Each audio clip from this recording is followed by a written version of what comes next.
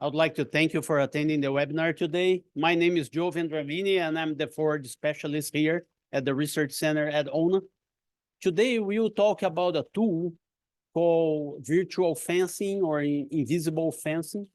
And I will give you a little background why we were interested in using this technology here at ONA, and that can may be applicable to other locations here in the Southeast.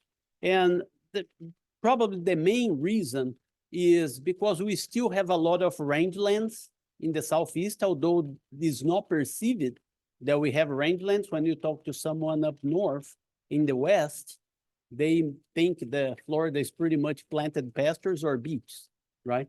But we still have a lot of rangelands that have different uses for us. And as you can see here in the map, and they vary quite a bit.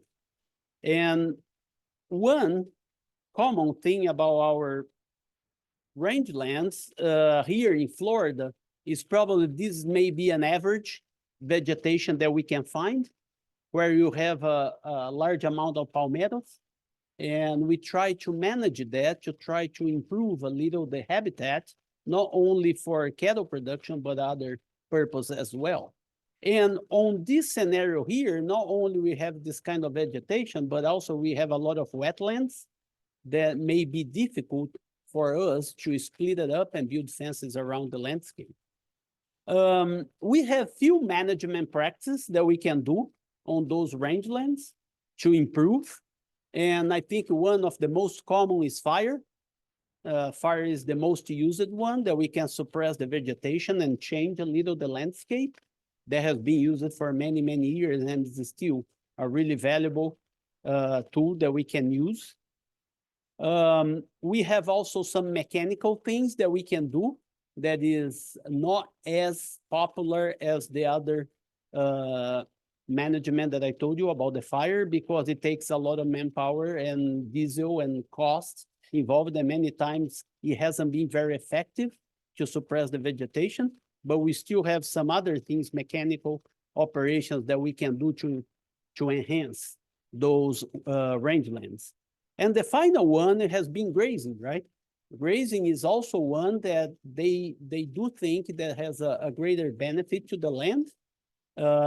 If you go in the West, they talk about grazing as a tool to decrease fuel that can be potential for wildfires later.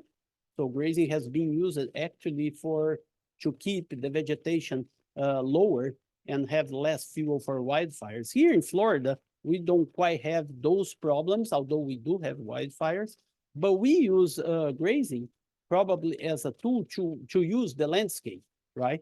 And to have a little additional source of income. That has been one, and manage cattle. There are some work showing that when we decrease a little some forage species, we create more plant diversity that may be good for habitat for other species. Nutrient cycling is something that is a fact. So when the cattle consume those species, that come back to the environment as a feces and urine, and speed up the nutrient cycling process and make those more productive. And now we have a lot of talks about the grazing, the ecosystem services, right? Thus, using those landscapes with cattle does really increase, for example, decrease greenhouse gas emissions and increase the carbon sequestration. One thing that really caught our attention in the last few years, we have had a lot of these different terms related to grazing, and they are most related to rangelands. And one common thing about those, there is very little scientific evidence about the effectiveness of those. Some of them may become almost a religion, and some of them they talk about like is the next solution for the problems that we have currently. So we will talk about all of those, and some of them, they add 2 or 3 in the same sentence. And on the practical and scientific management of rangeland, that may be very little importance. So we do have some researchers that have spent their career, like Dr. Brisby from Texas A&M, And he had published several papers, and some other researchers from the Western states saying that they conclude that most of those terms and what is reported in the literature may have very little effect actually on vegetation, ecosystem services, and animal performance. If you add all of those names and something that they report may not have any impact, but he agreed that stocking rate is probably the most important thing on those environments. And as it is for planted pastures, the same for rangelands. The only difference for rangelands, if you make a big mistake and kill the forage species, you don't have the opportunity to reseed. When we have planted pastures, we do. If we kill our desirable species, we can come back and replant it again. So some of the publications here saying that the savory method didn't save Africa as they claim, and regenerative agriculture is really broad and it may not mean a lot when you try to apply in a production scenario. And again, that boils down to two things. That may be intensity and methods. Grazing methods may be rotational or continuous, and this is what people are talking about. So they reflect that, and they want to tell you, if you do rotational stocking, you are a progressive person. If you do continuous stocking, you are behind, right? And that is a really misconception about the whole thing, because what really matters is intensity, right? Is the amount of cattle that you have in that landscape that will make the bigger impact. So with that in mind, I told you about the problems to build fences on those rangelands, and they have places where even if you wanted to do a rotational stocking, you can't, because large rangelands that they are not able to build fences, plus the cost and everything associated to the fences. So with that in mind, that technology called the virtual fencing solution, and this is not advertisement for the company, because we have 4 probably companies that they use this. The goal is the same, try to restrict the animals without the fence, but they use different technologies for the color and what they do. So some are in Europe and some are here. So we use this Vance and Merck technology because it's probably the one that works best for us, because I will mention to you about, because we have the 5G on the cell phone network, and that allows us to connect our computers to the tower and makes the system very effective. When you go to some that they have in Europe, they don't have this technology. So you actually have to build a tower that will connect to your device, and makes much more complex and expensive. So with that in mind, so the summary of the technology is you have an animal with a collar, and we have a base station. This tower here at the research center is going towards the 30 acres. I will show you a picture of the tower. These animals connect to that tower, and then that tower connect to the cell phone tower and send the message to my computer, okay? And that is the herd manager. That is a software that was developed by the company that we are able to check the collars and check the animals based on the software that they developed. And they agree, the company agreed this is an evolving process.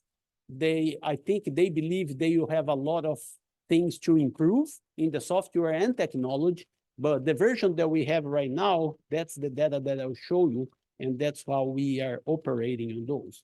So this is the tower that I mentioned to you. We have one exactly like this one, and it has batteries on solar panels, so it's very little maintenance. They still don't have an older tower to tell you how long those will last, right? But they have been there for 10 more years in the field, and we have no problems with the tower per se. So it has been a very effective way. And one thing is, depending on the landscape, that will dictate how many towers you need, right?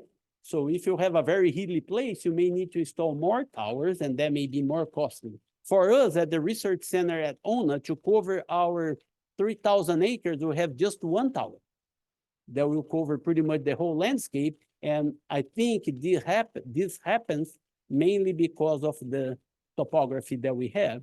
that is quite flat, you are able to reach far with just one tower. And I think that is quite expressive. So this is just a picture of the color that we use on the animals. You're gonna see some pictures with those before. So each color has an ID that goes to your computer. So you write it down, the ID of the animal in front of this gray box here. So you're gonna have the ID of the animal and the ID of the color that you can put the same in your software. So you're gonna look at there, cow 15 will be cow 15 written right in front of the color, and will be cow 15 on your software. So you are able to manage that view like as one thing. One question, according to the company, one of the restrictions of the technology was, as it was developed in the Western states, it was much drier, right? So when they moved to the Southeast, they had problems because of moisture and animals getting in the water. So there was a problem for the collars, for the longevity of the collars, also, and the battery as well. So with that in mind, they are doing some adaptations. Right now they are trying to change to a device that is used by the military for people to put their stuff and go underwater and swim. So that is the level of technology that they are using, because here in the Southeast, the first problems that they have, it gets hot, the cows go in the water, right? And then they have problems in the transmission and the longevity of the collars. Usually here, we have seen our trial was, that I'm gonna mention a little later for you, our trial was 110 days, I think. So we had no problems at all with batteries. And the life of the battery in the collar will be dependent upon the amount of movement from the cows. So every time that the cows start moving, so we require battery to record those movements, because it's a GPS and also a restriction for the grazing area that I mentioned to you. So as I said, we used for 110 days. We had no problem at all with the batteries. They are regular batteries that you can buy. They are not rechargeable. You need to put a new one as it dies.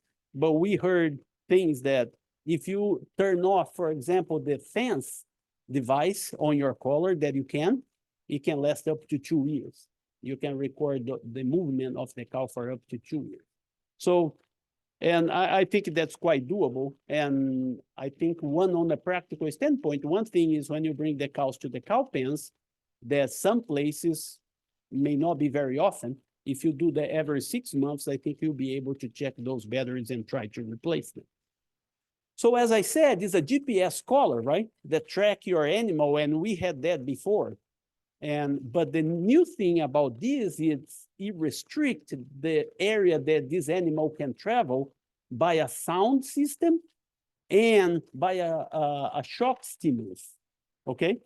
What happened is, as you can see here in this picture, the animal come and reach a sound area here where we will hear a beep, okay?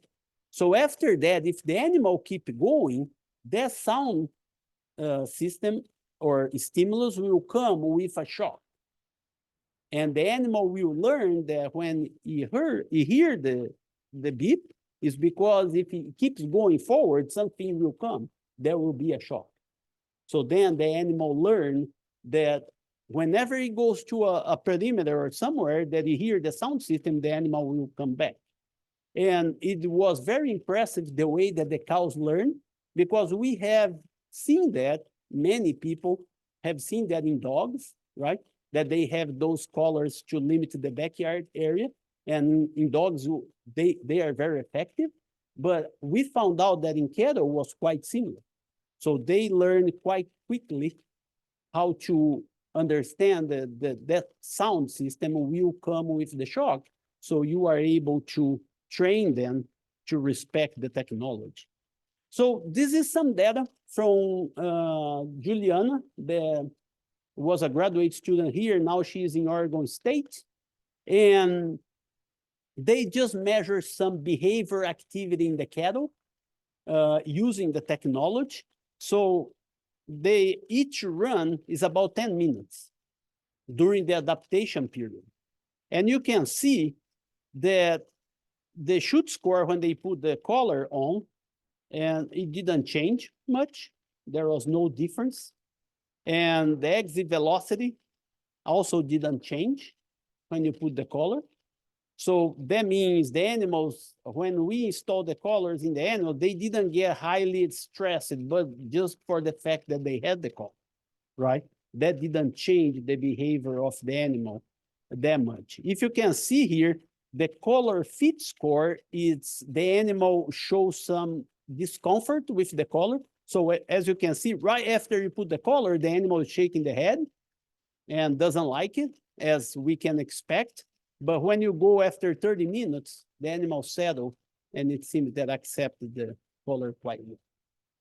There are a lot of other different measurements that they did regarding those, although there is a little confounding that the time is quite short to see if the animal is really eating right after 30 minutes. I think they did that also in a dry lot for quite a bit. But you can see that the run one here, when the collar was off, they were eating more. You put the collar, they feel some things, and during that 30 minutes, they are trying to adapt to the collar, right? But during that 30 minutes, when you go to run 5, that is about 40 minutes after, if you take the collar, the animal go back and eat.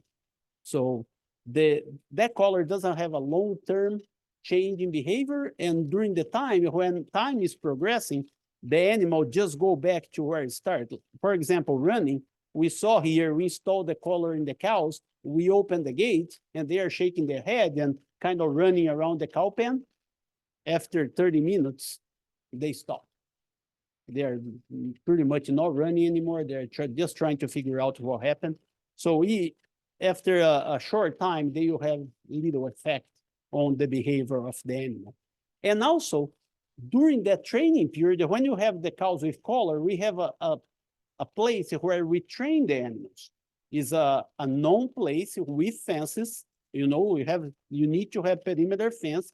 You put the animals there and you set up the fence gradually, right? You don't do like a short place where the animals will be challenged all the time. You go with very little pressure.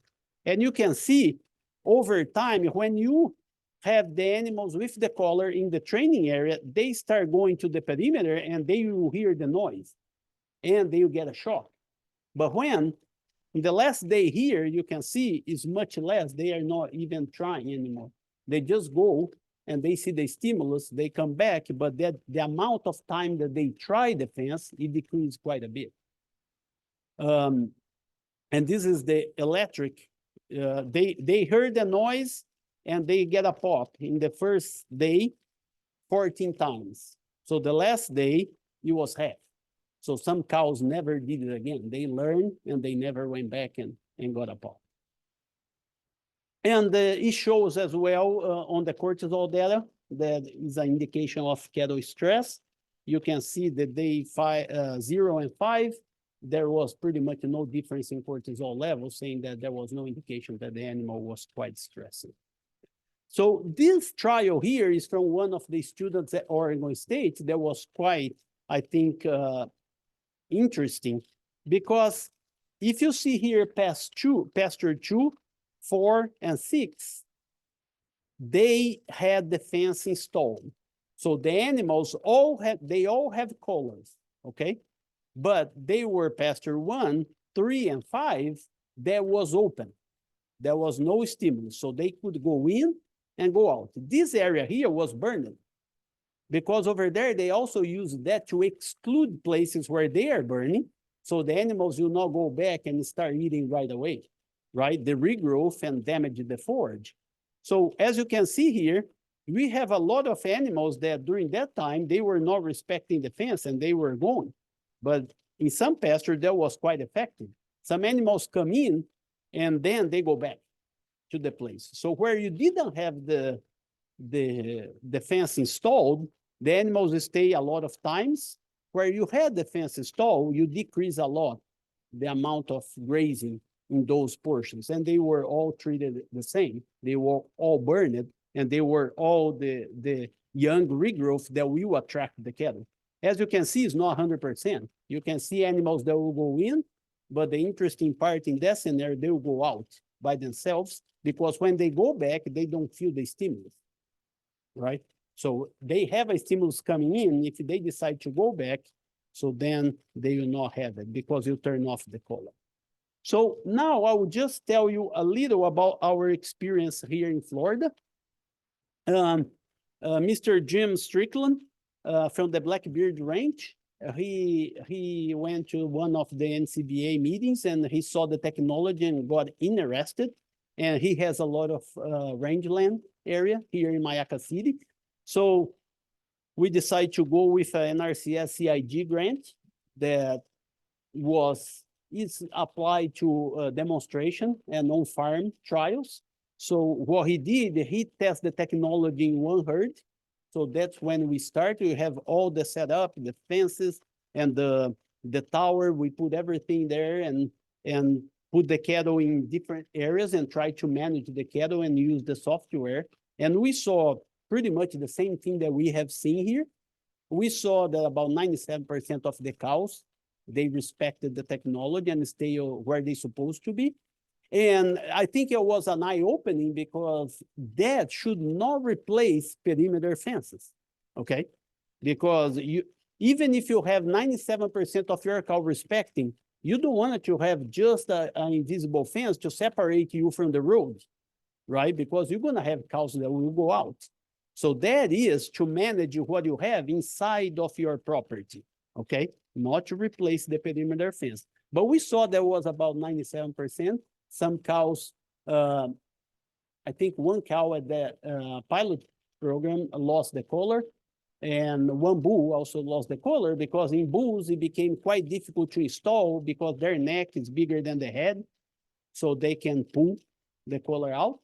But on the cows, it was mainly because the chain broke, so we lost one collar, and we kept 97% of the cows in the place where they're supposed to be.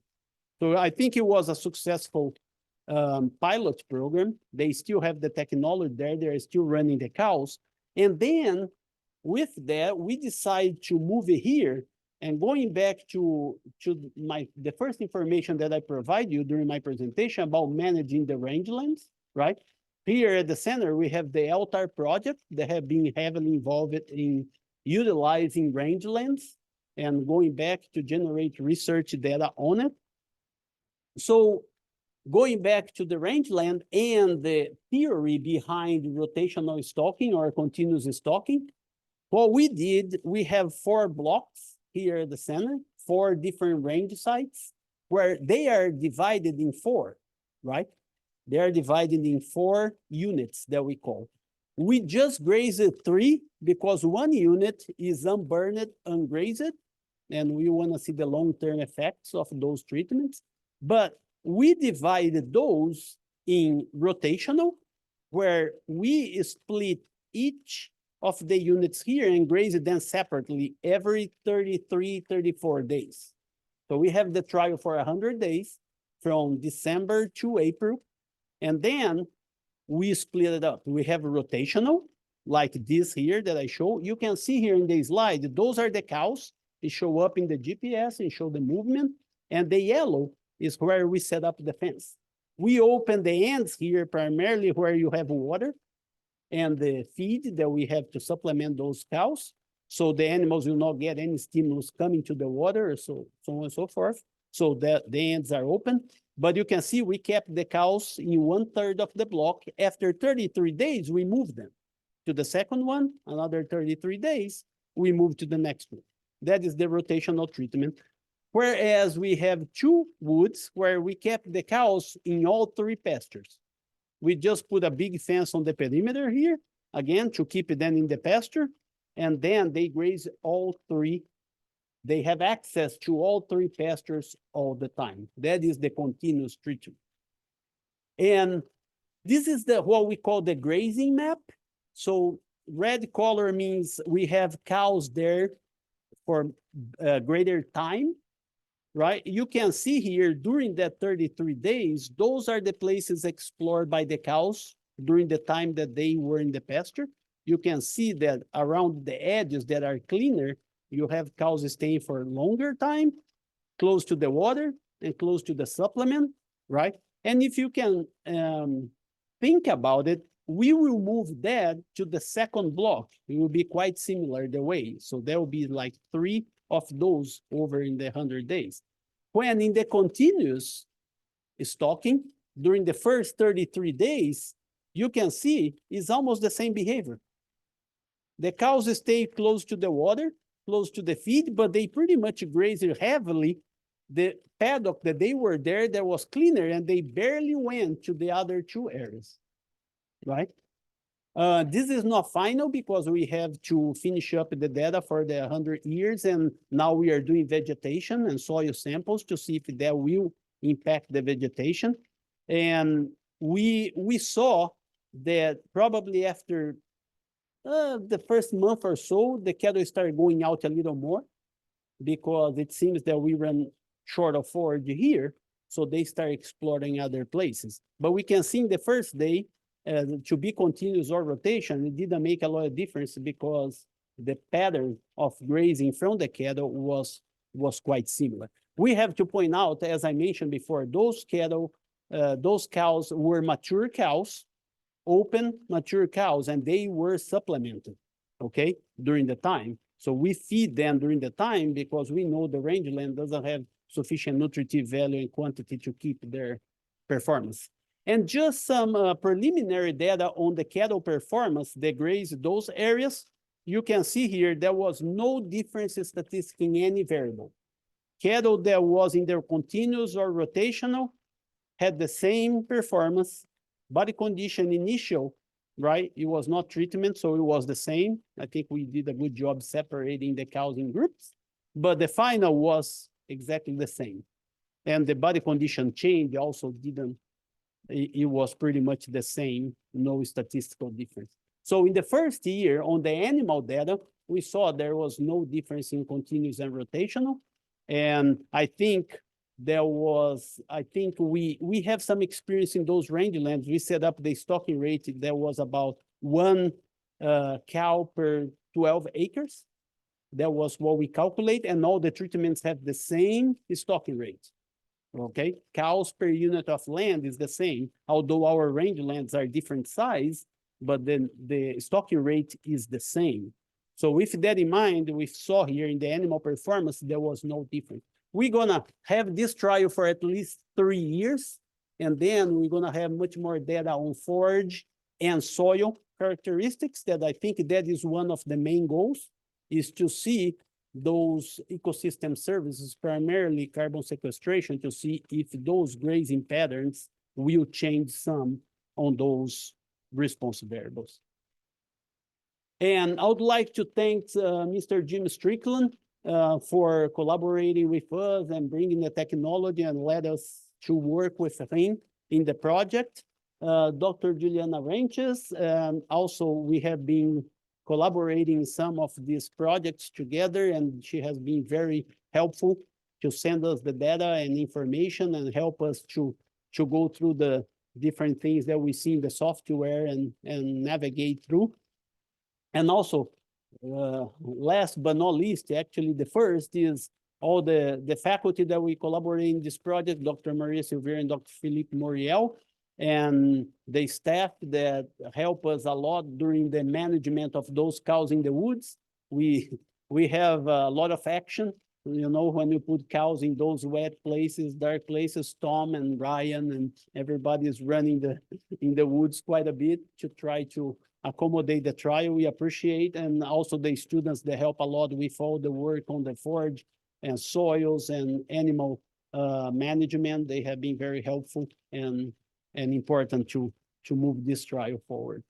And thank you all for being here, and thank you for our guest is on Zoom, and I will be glad to take any questions that you might have.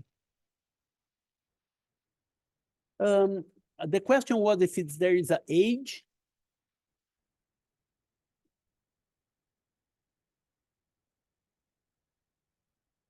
Absolutely, yes. There are some producers using that not for research on a practical standpoint on their production system. We have seen some Red Angus breeder that he trained the heifers when they are young, and then they don't even use the collars anymore. They just have the chain hanging, and the cattle will respect the fence quite a bit because it's a herd movement. So it seems that when you train them when they are younger, it's actually more effective.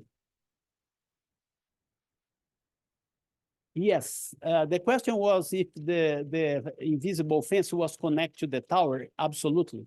Yeah, that tower is the one that dictates the limits that we can do. We do all on the software, but on the practical standpoint, the tower will limit that on the collars, right?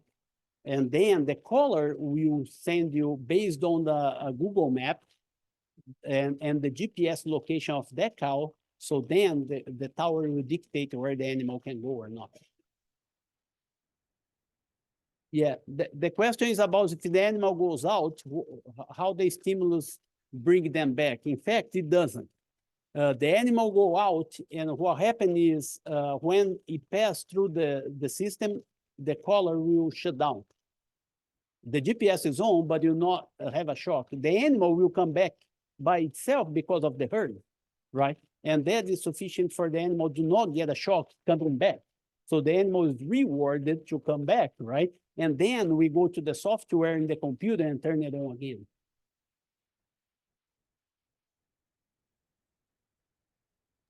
Yes, and here we have not the best cell phone signal, right? So sometimes that create a delay in what you have in your screen and where the animals are. But I think it's quite accurate. So we can see many times we were working, we have an animal that is completely out of the herd, and we learned that the animal lost the collar. So, and we could see that probably they tell you if you make any changes in your setup fence to let it at least go for 30 minutes before it's effective and go through the signal and everything.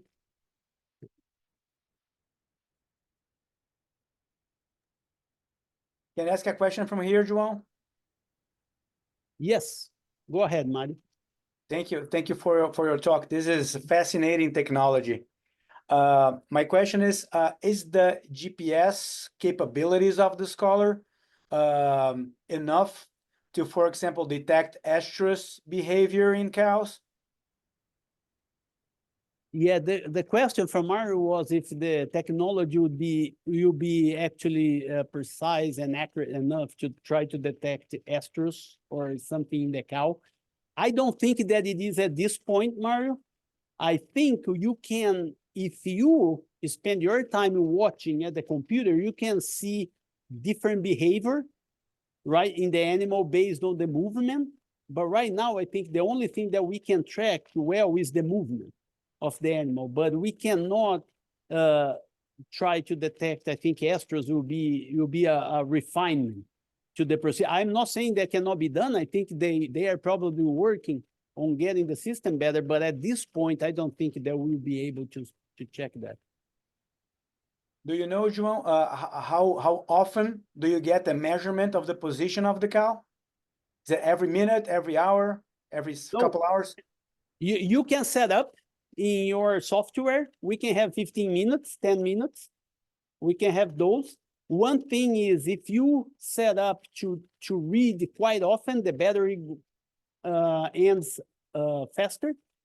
So it's better to have set it up for a time frame that you may consider important for your purpose, right? There will be probably 30 minutes, 1 hour, probably may be effective to see where the cow was. But one good thing about the technology is if the animal is not moving, it shut down the collar and the battery. So it's not spending battery there. I think that really helps to increase the life of that battery a little longer. But you can set up in the software as often as you can to read. Yeah, so the question is if the animal is not moving, right? And then you have a question, but if the animal moves, it automatically start recording. And if the animal go out, then we will show every time that the animal got a stimulus, we will show on your computer. So you can track that really well, what happened to the animal. And there has been one other thing very important mainly for extensive grazing systems, because not only the person can see where the animal is, but if something happened, if a collar is not moving for 4 hours, you know that you may have a problem. You may have an animal that died, it's stuck in the mud, or lost the collar, right? Yes.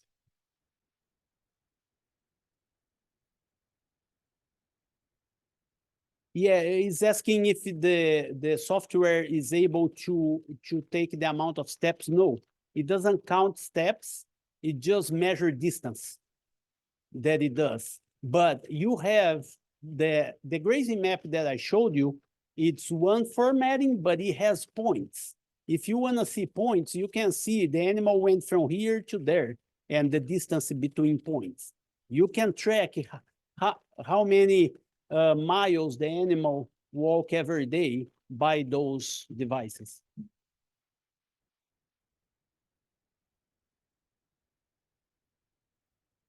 Okay. Thank you.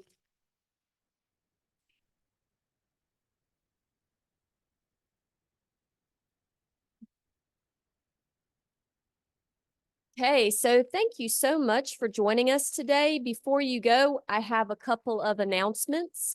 First, I would like to welcome you back in July on the 9th, again at 11 a.m. for the Wild Pig Management by Livestock Producers survey results with Dr. Hans Ellington. And I will be sharing that registration information with you whenever I send you today's recording and a link to the PDF of the PowerPoint. Happening today, you may have already known about this, is the Landowner Assistance Expo. And that is happening over in Sebring, and it ends at 2. So I hope some of you are able to visit that today. If not, you still have a little bit of time. The Youth Field Day is scheduled for June 27th. Right now, we have about 32 spots remaining. We have a cap of 125.